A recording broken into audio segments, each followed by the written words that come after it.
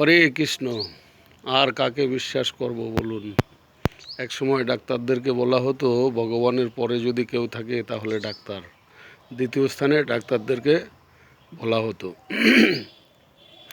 সেই ডাক্তার যখন দিনের পর দিন মানুষের জীবন নিয়ে খেলা শুরু করলো, তারপরে মানুষের কাছ থেকে অনেকটাই আস্থা হারিয়ে যায়। তারপরও বাধ্য হয়ে আমাদেরকে যেতে হয় ডাক্তারের কাছে। তো তারপরে একটা সময় এসে ডাক্তারদের একটা উপাধি পেল কি, ডাক্তাররা হচ্ছে কসাই।